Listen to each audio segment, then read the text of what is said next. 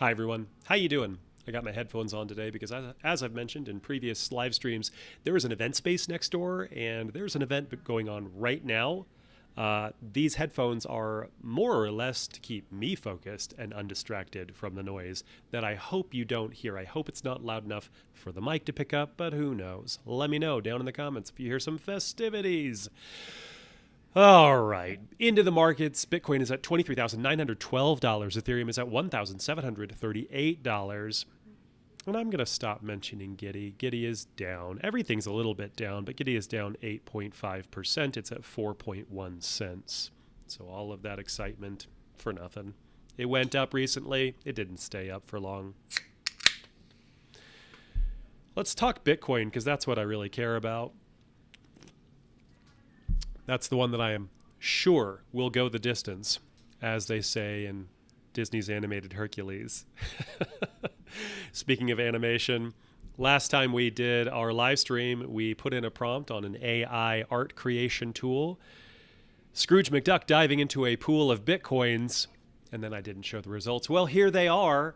It is very recognizably Scrooge McDuck. The coins themselves, though, questionable whether they are recognizable as Bitcoins.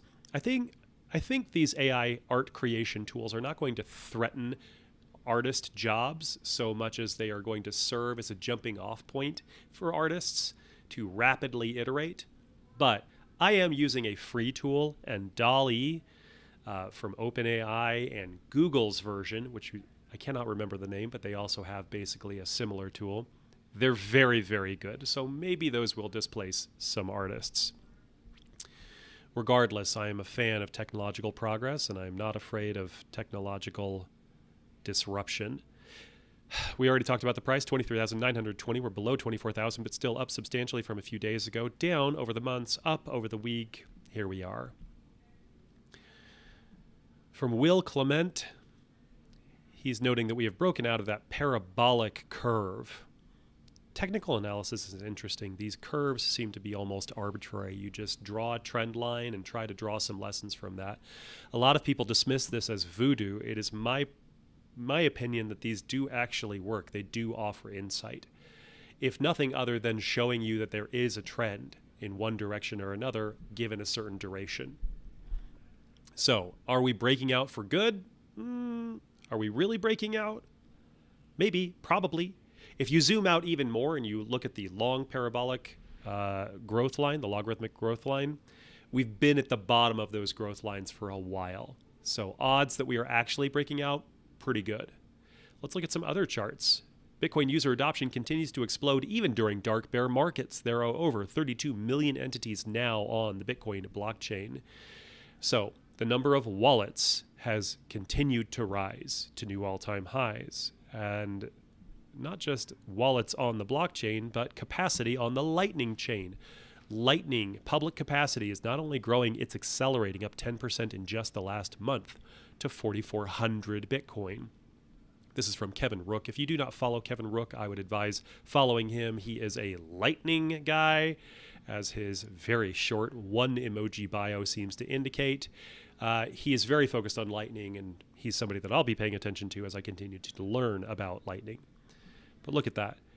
Capacity on the Lightning Network just continues to reach new all-time highs, and I still need to finish my node and add some Bitcoin to add to that capacity further. It's getting easier and easier all the time. Lots of people are doing this. So, another chart for us today about Bitcoin as a savings account. The red is when people would have lost value, purchasing power denominated in dollars. But over time, that just gets greener and greener and greener. Anybody who holds on to Bitcoin for 2 years, you're going to be into green. It does not stay down for very long.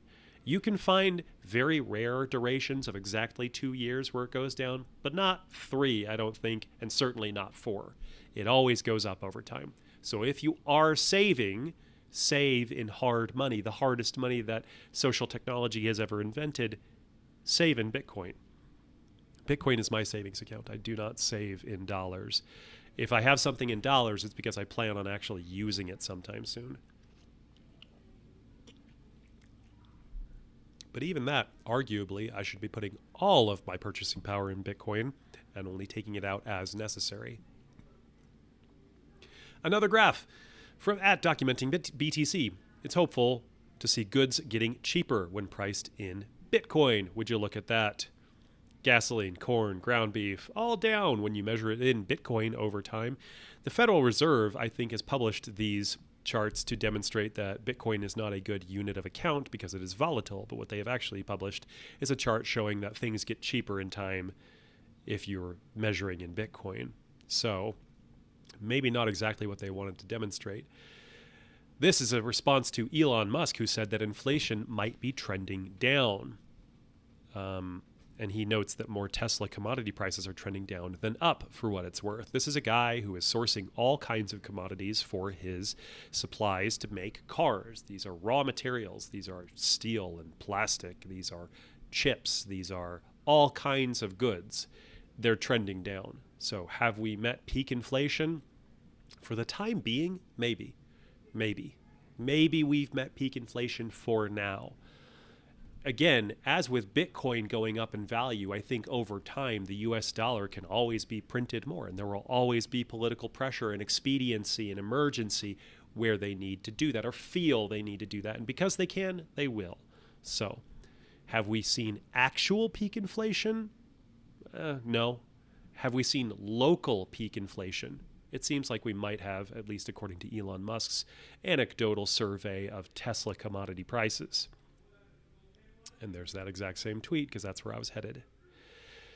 From Stackhodler, @Stackhodler on Twitter. Imagine if you bought gold in August 2011. The price is lower today. JP Morgan has been manipulating the market and getting away with it. Supply keeps growing. Bitcoin is up 184,000% since then. If the price finally goes up, miners will just produce even more.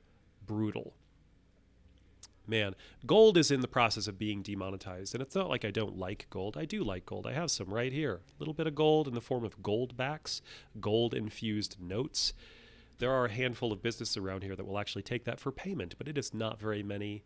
It is not exactly a movement, and I don't see it as a way forward for the world. I don't even see it as a real local movement. It is a novelty, and gold, like most legacy institutions and methods, gold is being demonetized. Gold is losing power. Gold is losing influence. Again, I like gold. I like shiny just as much as anybody else. I really do. I just don't rely on it. I don't bet on it. From Bitcoin Magazine, just in, Bitcoin and crypto exchange FTX receives full approval to operate in Dubai. So FTX continues to roll out and dominate, while other exchanges and certainly the lenders have all suffered recently. FTX continues to grow. I do not trust Sam Bankman-Fried, as I have said numerous times in the past, and therefore I don't really trust FTX. However, if it is convenient, if it is helpful, if it is a low, easy barrier to entry for somebody to trade or buy, etc., I don't begrudge anybody for using FTX. Personally, I haven't actually used it. I have registered an account. I have not used it. Stephen Livera notes that the war on cash continues, with Israel's government banning cash deals greater than 6,000 NIS. That's the Israeli notes, above about $1,750 USD, $1,750. As of August 1st. Bitcoin fixes this. Gigi, who is a Bitcoin hardliner, notes that you should buy Bitcoin like your life depends on it, because very likely it does. Banning cash is a way to control people, and rolling out something like a central bank digital currency is a way to control people even further. It's digital cash that the bank controls, and by the bank I mean the national bank, the central bank, the government bank. Cash is great for you and me. Cash is convenient. Cash is fungible. Cash can't be tracked. Cash is private. Banning cash is a way to make people's lives and transactions far less private and far less self-sovereign. Banning cash is authoritarian, is what it is. Bitcoin literally fixes this. From John Cheneau, curious freedom lover, his bio says, ready to facilitate some boating accidents during Pacific Bitcoin this November? Who's in? Boy, oh boy, that sounds nice. I'd like to go out on the Pacific Ocean with some Bitcoiners. Are any of you going to Pacific Bitcoin? This is a conference organized by Swan Bitcoin. I am curious. I'm looking at it. I might buy tickets. We should buy tickets before the end of the month, though, because I know prices will go up. I was listening to Bitcoin Audible with Guy Swan earlier, and I believe he has a code for a discounted ticket. So let me know in the comments if you will be going to Pacific Bitcoin. I may very well go. You may see me there. I'll let you know. From Marty Bent, buying Bitcoin at the bottom is cool, but invoicing for sats at the bottom is cooler. He's right. This lends itself to something like a Bitcoin circular economy, where you're earning Bitcoin, you're spending Bitcoin, you're saving Bitcoin. Bitcoin becomes a true unit of account at that point. That's what we would need. That's what I would really like to see for genuine mass adoption.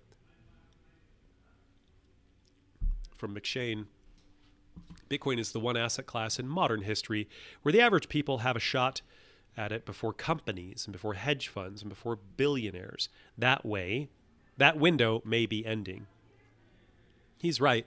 These large institutions with deep pockets, they also hedge their bets, and they see something like Bitcoin as extremely risky, at least historically they have. Now, at this point, it is my suspicion that most major institutions are probably buying Bitcoin quietly, at least a little bit, dipping their toe in. He's saying that window may be ending, and I think he's right. Because at a certain point, you have to look at the major institutions and currencies that people have worked with in the past and realize that they are not going to last forever, and they appear to be in a failing state. From Wicked Smart Bitcoin, you cannot have a sustainable and mathematically guaranteed fixed supply of money without proof of work. Period. Hashtag Bitcoin. He's right.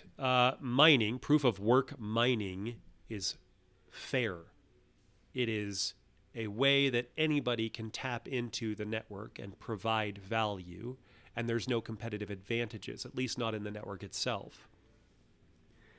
Energy exists everywhere. Energy is a fundamental quality of the universe, and people can tap into energy anywhere, and if they can, then they can provide work for the network.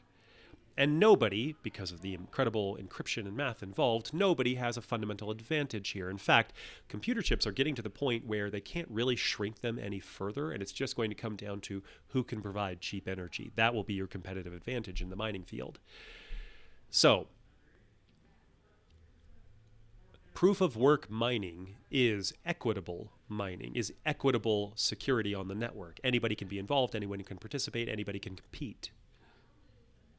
Proof of stake, as Ethereum is going to with the merge, and as many other look to as a quote-unquote better way to do this. Proof of stake is just duplicating stock and centralization in different terms. It's a stock. It's centralizing the power on the network into a handful of the majority shareholders. That's it. That's all it is. It's nothing new. It's not a sea change. It's a reversion. From Max Kaiser. He retweets Andrew Kang, who says, one of the drivers of this rally is that we just had a Mt. Gox effect on steroids. Insolvent platforms have paused withdrawals, effectively locking up 200,000 BTC plus 1 million ETH, amplifying the supply shock from forced liquidation. Celsius, Babel, Voyager, Vald, ZipMex, Finblocks, etc. And Max Kaiser says, would be fantastic if those 200,000 BTC are lost forever. Anyone, quote, staking Bitcoin deserves to lose it all. Thumbs up emoji. Yikes, Max. Gotta be honest, I don't love this. I don't love the vitriol, the holier than thou, they deserve to lose it attitude. Again, I think you're not going to win people to the crowd, to the movement. You're going to drive people away with that talk. If you're just laughing at those who are suffering, if you reject those who disagree with you because they disagree with you as immoral or wrong, you're not going to draw any new converts. You won't. It'll be a small club, and it'll stay a small club forever with that attitude. Haley Lennon, a columnist who writes about Bitcoin, she's also a partner at Anderson Kill Law, but she's also a common media commentator and writer, says the Federal Reserve and the FDIC issued a cease and desist to Voyager today, Thursday, well, so yesterday, demanding the company stop representing the customers that their funds were FDIC insured. Crypto lender Voyager ordered by U.S. regulators to stop misleading customers. Gee, thanks FDIC and Federal Reserve. Thanks for this helpful guidance after Voyager has declared bankruptcy. As I said in a previous stream, these agencies are busying themselves to look like they are doing something helpful. Who does this help? Voyager is bankrupt. Who are you helping? Would have been helpful if you'd issued this months ago. I don't even think it's on their site anymore. In fact, let's go to the Voyager site, shall we? What is on the what is on the website of bankrupt Voyager? Do they even have a site? They must. I'm going to skip it. Weirdly, they have a link tree and not an actual website. From The Intercept, linked Bank of America memo, quote, "We hope conditions for American workers will get worse. The financial behemoth privately fears that regular people have too much leverage." Yikes. Yikes. I will say it again. These institutions are not your friends. The banks are not your friends. The politicians are not your friends. The major mainstream media is not your friend. We have very few friends in positions of power. The American society, maybe Western society broadly, has devolved to the place where powerful people, powerful institutions are not held to account. They really aren't. They're not your friend. You should reject these groups at every turn. And it's not just the United States, and maybe it's not even just the West. Virtually every government, certainly major government, is struggling right now. Major world governments, who are they? The United States, the EU, Great Britain, Russia, China. Have you seen this video from Russia? It's trying to persuade people to move to Russia.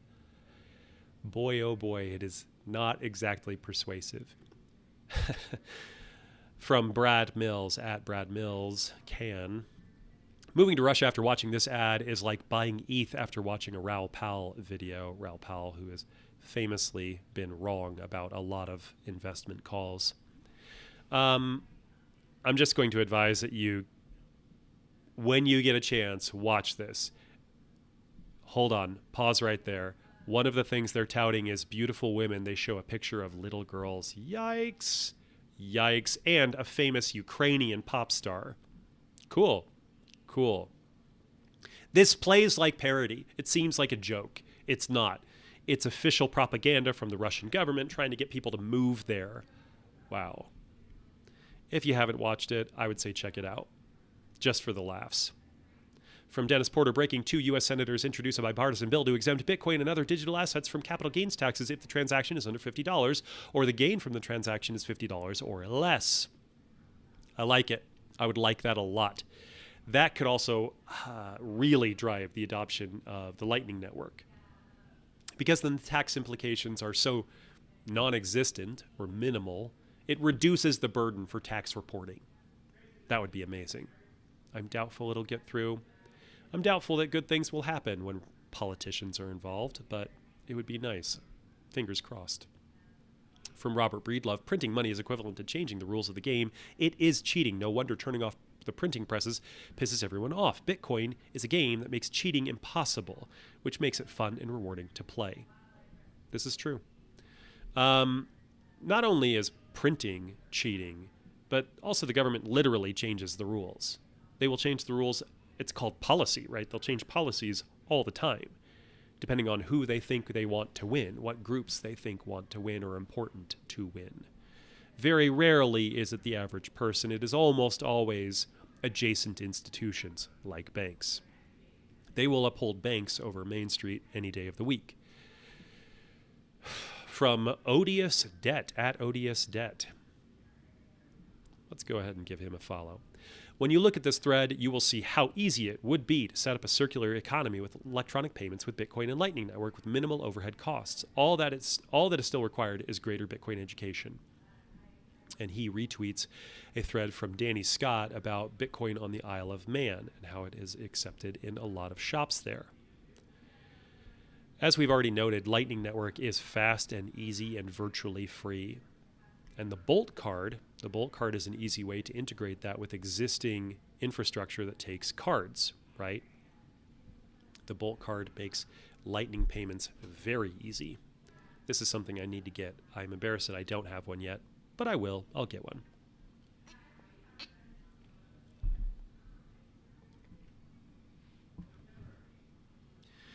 Here we go. Buckle up from Kenzie Tuff. Scientific American is reporting that eating too much protein makes pee a problem pollutant in the U.S. Oh, so if people eat too much protein, that's a problem because it's pollution. So what's the result? What's going to happen from this? She's saying buckle up because they're going to tell people to eat less protein, i.e. you're not allowed to eat as much meat. We're going to limit how much meat you have. In fact, if we have a CBDC, we can implement that without your say, without your approval. It's not even that we have to ask you. We, the centralized authorities, can just enforce that. You won't be able to spend CBDC. You've already met your meat quota for the week or the month or the day. This is the kind of stuff that I think a lot of people overlook and think is inconsequential, doesn't mean anything. To me, these are flags. These are all flags, indicators. These all point in a certain direction, and it's an ugly direction. It's one I don't particularly like. Science as a field is admirable. Science as it is exercised and practiced today in the year 2022 is political, sadly, unfortunately. We used to have a culture ages ago of citizen scientists, regular people doing science. That doesn't happen as much because deep-pocketed governments provide a lot of funding for this, but that also politicizes the science, and you can see that in something like this. Another article from The Atlantic. The quiet courage of Biden's negative growth economy. In an era of unchecked economic prosperity, one man had the moxie to pump the brakes to save us from ourselves. These people have no shame. Again, as the caption here says, incredible. Incredible that you are willing to print that. This is Nancy Pelosi. And the real takeaway here is, if you want to go look for it, you can. She is incomprehensible. It is word salad. It means nothing. And Eric Voorhees, one of my favorites, says, these people do not deserve our money. And that's true. But they will have our money if we're using their money. If we're using national money, if we're using fiat money, national currency, they control it. Even if it's in your pocket, they control it. Let's stop using their money. Let's use our own money because they don't deserve our money. Nancy Pelosi, by the way, is 82 years old. Joe Biden is 79 years old. When did we start living in a gerontocracy? When did the elderly begin to be the governing body? It's disconcerting, to say the least. Do we not have anybody who's capable and young and vibrant and energetic, willing to step up? Probably not, because younger people can see that Washington is a cesspool. Case in point.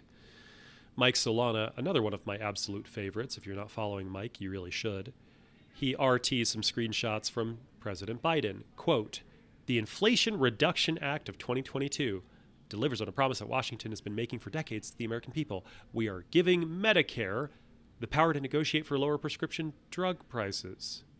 Okay, so the Inflation Reduction Act is going to give Medicare the power to negotiate lower drug prices? Weird.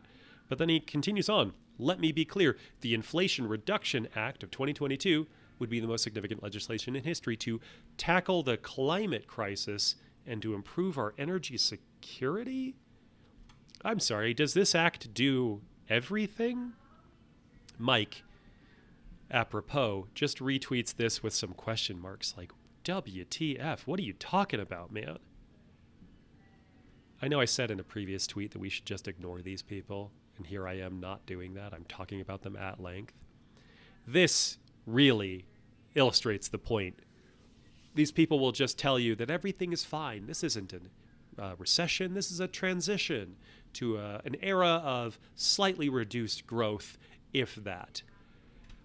When the whole thing is burning down behind them. What is it that they say in 1984? The party would tell you to reject the evidence of your own eyes. The things that you can see clearly for yourself, they will tell you that those are not really happening. You should reject those. We live in a truly Orwellian time. It could be worse, and maybe it will get worse. Lynn Alden points out that when it comes to comparisons, the simplest test for a country's authoritarianism ultimately comes down to one thing. Either you can go to a public square and repeatedly shout insults and criticisms toward your political leaders without getting arrested, or you can't. It's bad here. It's ugly here. I don't like it. Could be a lot worse. Could be Russia. Yikes.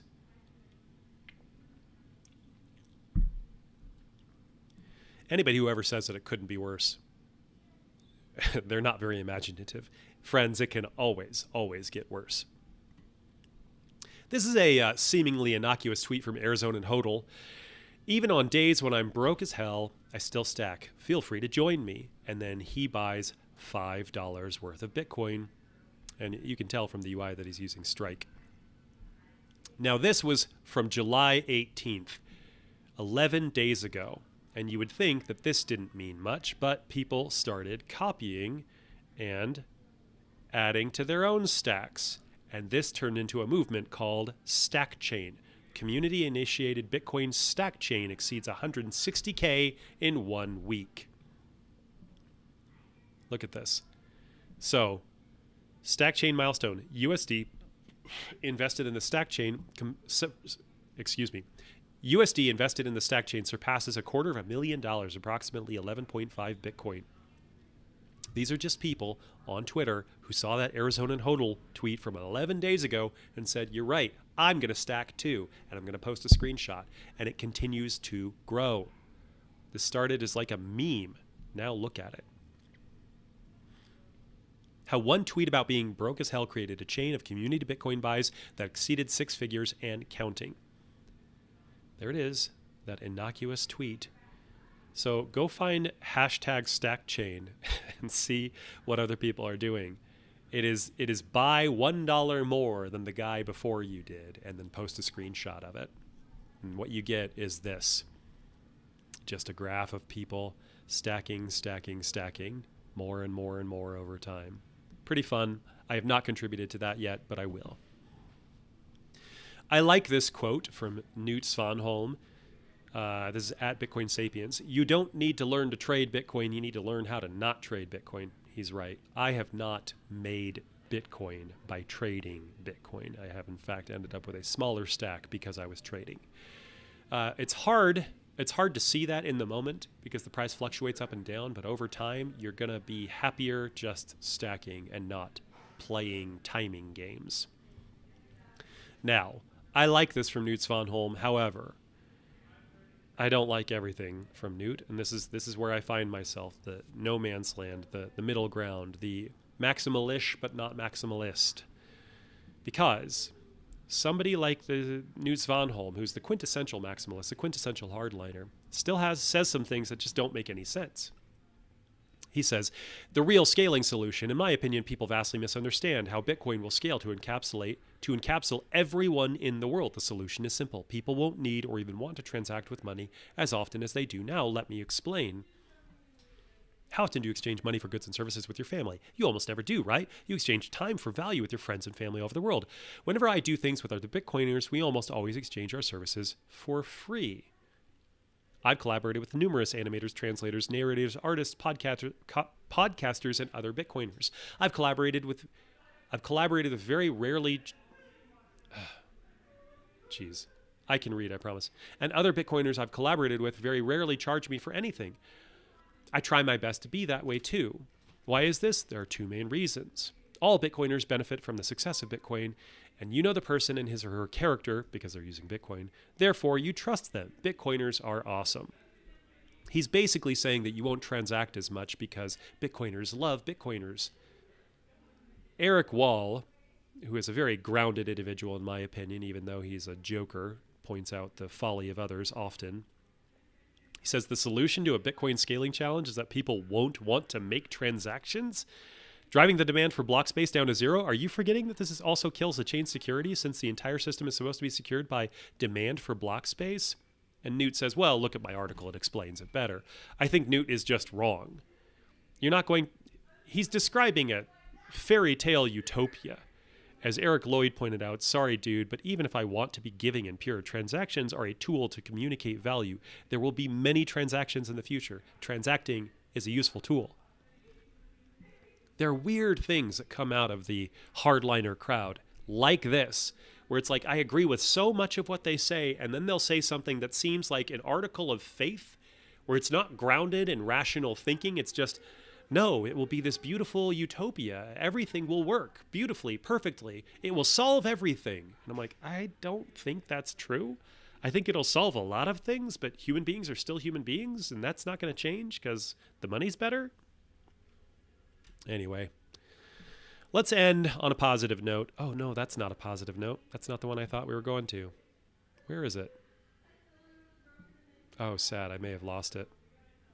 Womp, womp, womp. This is not a positive note. From @BitcoinSapiens, being 1% altcoiner makes you 100% altcoiner, Bitcoin only. I've talked about purity tests in the past. This is literally a purity test. If you're 99% there, you're not pure enough. It doesn't help anyone, you guys. It really doesn't. Nobody's going to become an absolutist, fundamentalist Bitcoiner overnight. To traverse that space, to even get anywhere close to the hardliner camp, there are going to be shades of gray in between. You have to allow for that kind of wiggle room, learning room. And then at the end of it all, people are still going to disagree with you. Sorry. What qualifies as an altcoiner? Is it somebody willing to trade altcoins? Is it somebody who says there might be some use for some altcoins?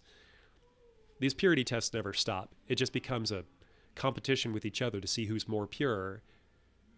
It's totally unhelpful. I don't love it. Yikes, there's a dog in here. Can you hear it?